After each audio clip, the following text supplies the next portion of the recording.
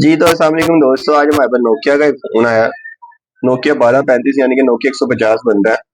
इसमें मसला ये था कि ये वाटर डैमेज था बहुत ज़्यादा और मैंने इसको सर्विस भी की है और ये एक शॉप से होके आया मेरे पास, तो उससे नहीं हुआ, उसकी स्क्रीन वाइट आ रही थी। ठीक है, तो मैं आपको पहले दिखा दूँ कि इसकी स्क्रीन वाइट है। ठीक है, तो जो वीडियो बनाने का मकसद था ना वो ये था कि कुछ थोड़ा-सा गाइड कर दूँ आपको, ताकि अगर आपके पास इस तरह का मसला है खाली इस नोकिया में 1235 में नहीं, अगर किसी और में भी आए तब भी आप इसको हल कर सकें। तो अगर आप ये देखें दोस्तों, ये चीज़, ठीक है, यहाँ पर एक कैपेसिटर और एक रेजिस्टेंस लगी होती है। ठीक है, यहाँ पर ये 2 पॉइंट ग्राउंड है, ये और एक कैपेसिटर और यहाँ एक रेजिस्टेंस लगी होती है। ठीक है, और उसका इशू ये है कि जो सा ना यहाँ पर पूरा हिस्सा ही किसी ने साफ किया, खुरच दिया है या जो भी किया है, वो हिस्सा ही खत्म हो गया। अब इस तरह का कोई मसला आपके पास आए तो आप इसको कैसे हल करेंगे वही बताना आपको चाह रहा हूँ। ठीक है, अब आपने सिंपल सा जो मैं आपको मेथड बता रहा हूँ ना, आपने वो अप्लाई करना है। मोबाइल को आपने सप्लाई पे लगा लेना। मैंने जैसे सप्लाई पे लगा लिया इसको, ठीक है, लगा के मैं इसको ऑन करता हूँ।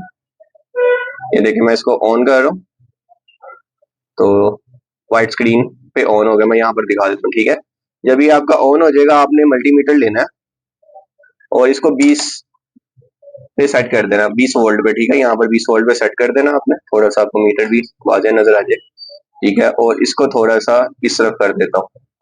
ठीक है, ये जो सिरा है मैं आपको वो भी दिखा दूं, जो यहाँ से जो ये लाइन जा रही है ना, ये होती हुई, यहाँ से यूं होती हुई, ये मोस्टली फोनों में होती है। ठीक है, मोस्टली यहाँ पर इसका सिरा खत्म होता है। ठीक है, इसके ऊपर हम चेक करते हैं कि कितने वोल्टेज बनाता है ये, यानी कि फोन ऑन करने के बाद आपने चेक करना है। यानी कि 2.8 की सप्लाई आ रही है। ठीक है, तो 2.8 की सप्लाई हमारी यहाँ से कट चुकी हुई है, जो यहाँ से होती हुई जा रही थी।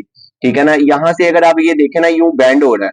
ठीक है, यहाँ से यूं जा रहा है और यूं बैंड हो रहा है, जिसमें आप जेड टाइप कह रहे हैं, कह लें। ठीक है, यहाँ से ये पॉइंट यूं उसके साथ जुड़ता था, तो एक रेजिस्टेंस और एक कैप की मदद से। अब फिलहाल उसकी वैल्यू अगर आपको नहीं मालूम तो कोई मसला नहीं है। ठीक है, आप क्या करें, एक सिंपली सा काम करिएगा।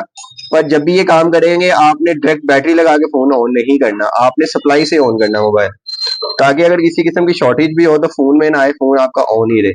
ठीक है, तो मैं इसका जंपर करता हूँ और आपको फटाफट दिखाता हूँ।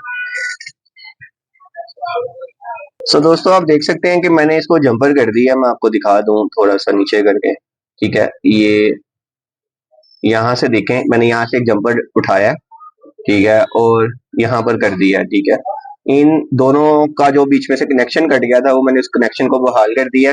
अब हम इसको दोबारा से लगाते हैं सप्लाई के साथ। आपने जब भी इस तरह का कोई काम करना है दोस्तों, सप्लाई से चेक करना है, ताकि अगर कोई शॉर्टेज हो तो उसी टाइम पता लग जाए।